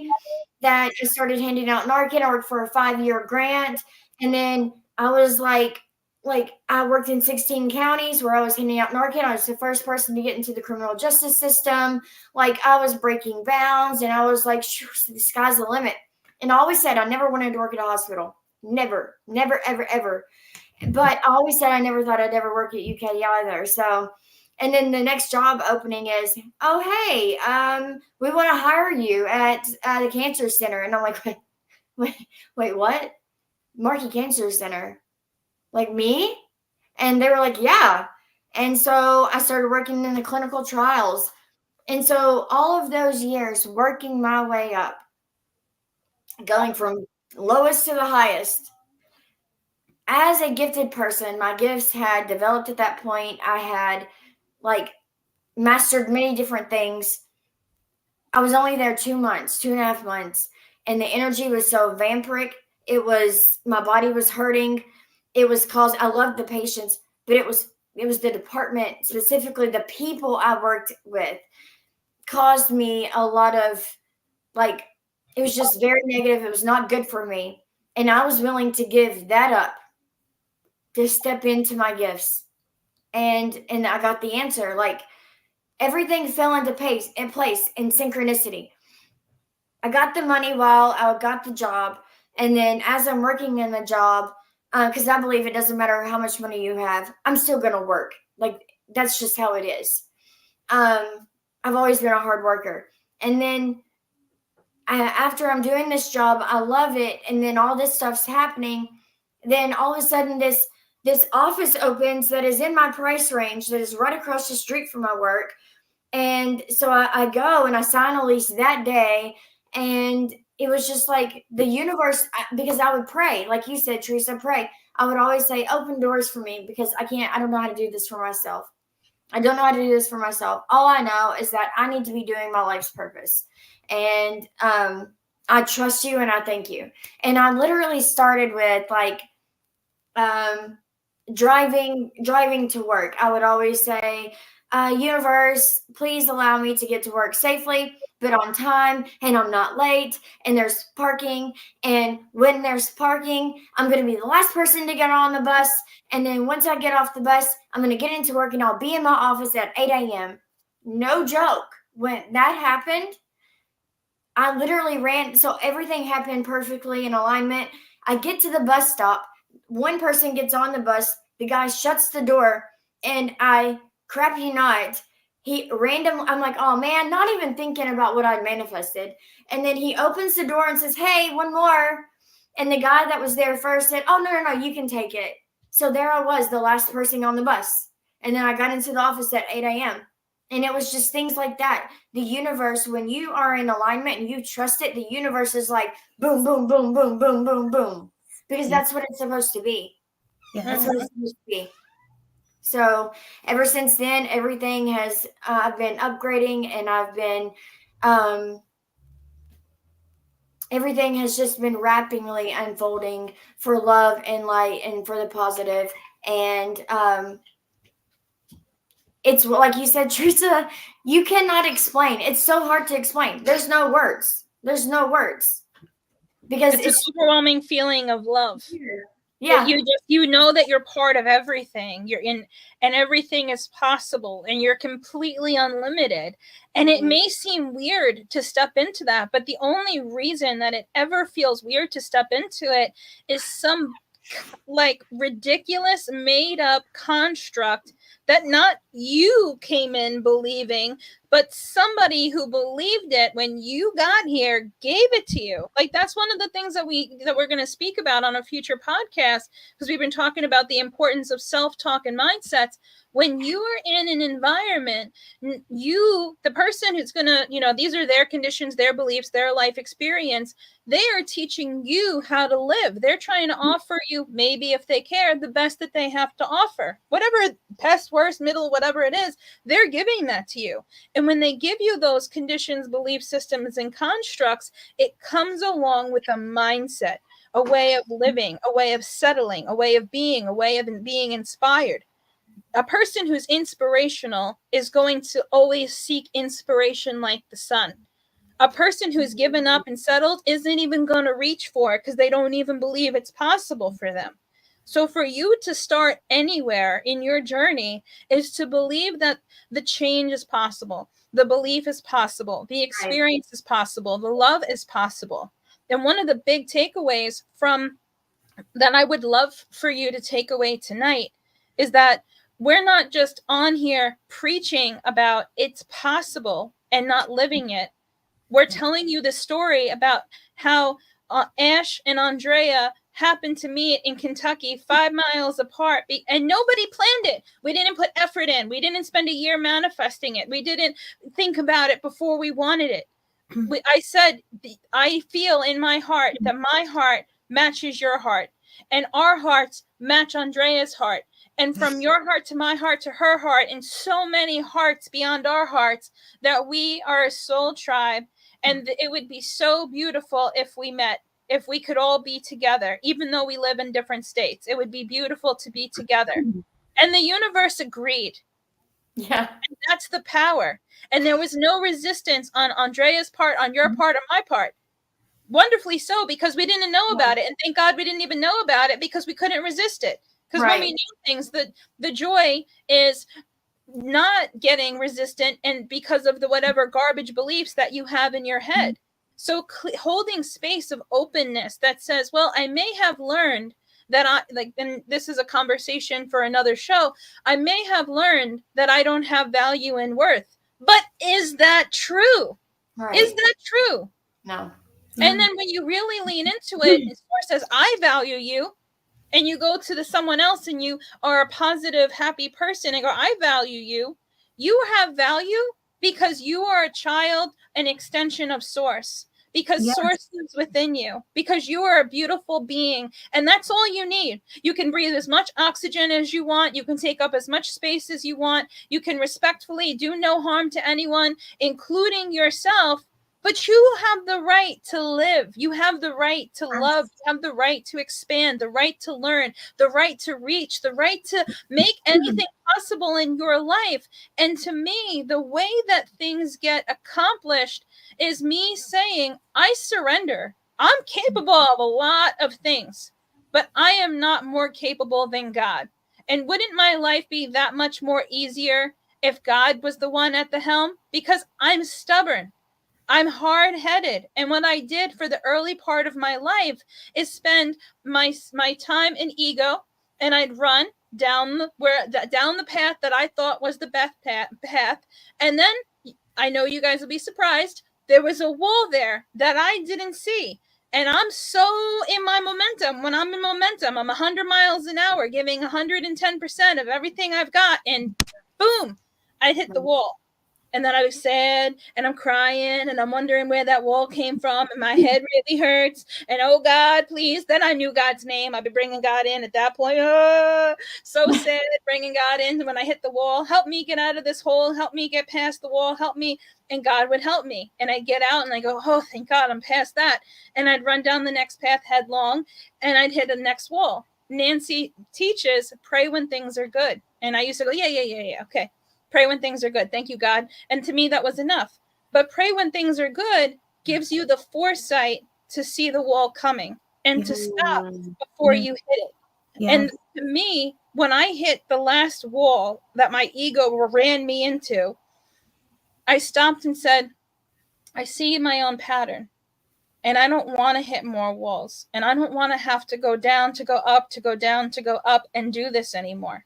What I realize is that I pray to God when things are bad in my life, and God gets me out. And when things are better, I don't pray to God the way that I should. I want God in my life every day. I want God's guidance in my life every day. Whether you call it God, the creator, cosmic intelligence, the universe, I want it in my life every day. Because then I know I will be at the right place at the right time with the right people doing the right thing. And no matter what life experience is there for me, I'll know that I walked with God to get there. And that to me makes all the difference in my life. And I feel that that's equally what each of you have chosen to do. And what I would encourage anybody to do, I'm not telling you to do it or that you have to do it. I just encourage you to do it because it's available to you. And if your life could be filled with love and ease and surrender and joy, then why not? Andrea, I love you so much. I'm so grateful that we got to be on this show together, that we got to be in each other's company together, that you are here with us, that you love us, that you share in all the things that we collaborate together, and your beautiful energy, your beautiful face, your beautiful presence. You are a gift to every single person you meet. And I love you. Thank you for being here. I so appreciate both of you for having me on and allowing me to be a part of this. You guys are amazing. Please keep giving us the vision and the insight and the growth that we need as a community, and giving us that love, because you always talk about love. Well, this show to me is a little bit of love. So please continue. Only a little bit, Ash. We're not doing it good enough. I need everyone to feel. I'm a big Sagittarius. I got a lot of Sagittarians placed. I need it big. I need it big or nothing. That's it. Better. You go, girl. Big or go home. No. You know it's big. I'm just saying little because it's going to be all like conservative and like nice and dainty and elegant. Very demure. No. Well, I fell in love with you the first time that I seen you. Andrea, you are such a beautiful person. When I met you, I was like, ooh, she was a goddess. Like, I told Teresa, I feel like I need to bow down to her. Like, you are such an angelic soul, which makes sense to why you work in the angelic realm. And I'm just so grateful that you took the time out to come on here. And I just love you so much. Same here, girl. Love you lots. Love both of you. My soul sisters. My soul sisters. I love you, Teresa, too. I love all of us. You're right. I love all of us. I love all of us, including me. Yeah, you see it working. Not an ego. Not an ego. The birthplace of it is that people were taught to give to others, to not be selfish. And it's good to share. It's good to respect. It's good to be considerate. But if loving others takes away from your inner harmony and balance and puts you in a deficit of any kind, then it's not love. Right. Because you get to be included in your love, but that part of the lesson gets cut out. So it's in order, having this beautiful conversation earlier with a wonderful individual, and you know who you are when you hear my, out there, doesn't matter. Point is that we said there's, if you don't love yourself, how can you love others? Mm-hmm. And I love others. And, I never understood that because, Teresa, I love so many people, but I never felt like I loved myself. And it's like, well, that's it. That's the perpetuation, especially as women. The mom is at home, ironing the clothes, cooking the food, cleaning the house, taking care of the children. Dad's at work. We don't even see Dad. We don't even know his name. He just puts a roof over our head and makes a paycheck, and maybe once in a while we hang out. But like, Dad who? Because mom is everything. Yeah. And as a woman, we're taught give and give and give and give, and give when you're tired, and give when you have nothing to give, and give when you're hungry, and give. And mothers who love their children always choose their children over themselves. Absolutely. And so we learn, oh, well, this is how my mom treats me. So what we learn is that to love somebody else means to sacrifice. Right. Mm-hmm. And then we get kind of mashed up in that. So the message we take away is love is sacrifice. Love is being a martyr. Love is guilting. Love is doing for others and having the least amount for yourself. And we get into a bad habit because eventually the cup runs dry. And the same women that you see as young women taking care of their families are the women you see when they hit their 40s, 50s, and 60s, and they get the sudden disease, or they get the sudden thing that slows them down, or they get the resentment, or they get the frustration, or they're tired, or they need a break, or whatever the case is. And this is not a totality, it's a generality. It's a wake-up call. that we can't be everything for everybody, no matter how much we want to. Yeah. And that loving to be able to be the best and give the most to everybody means I need to make a balance between me and them. And you see that there's, let's at a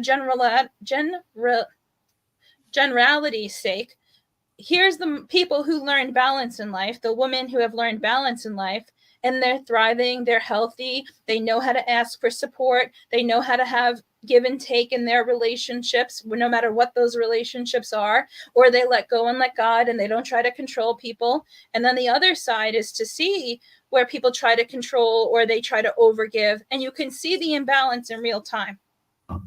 So being able to decide as a young person what you want out of how do you want to live is a really big important question. Look at the person in the room who's at the top of the food chain and ask yourself, that's the top of the food chain. If I nailed that, is that where I want to be?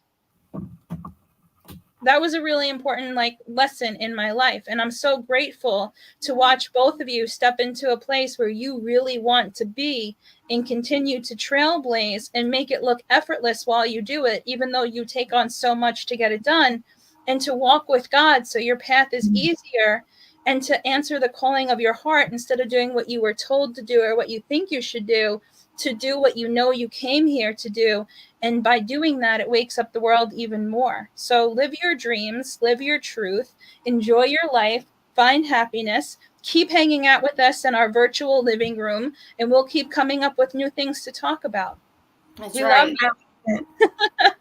I love you guys so much. Love you too. And I'll tell you again, my last thing is thank you also to your listeners from me for showing up tonight and just being a part of this. I mean, I know I know that everyone's busy, but it's a community and it's a family. So thank you to that. And you guys, I love you. Yes. I love you.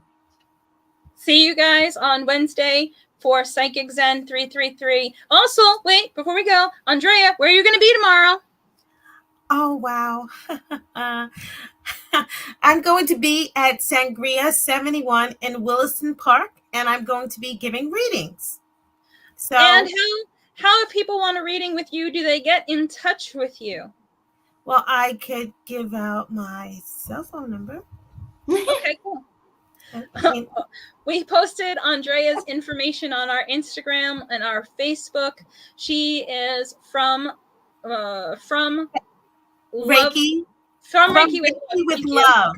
It's like from Reiki with Love on Instagram, and you can send her over a DM. She, she's on all of the social media platforms, and on the post that we did today has her contact information. So if you go to Cosmic Tea Hour 999 on Instagram, you'll find all of her information laid out. Awesome. Thank you, guys. Thank you. Thank you. Love you guys. Thank you. Love you. Bye. Bye. Bye.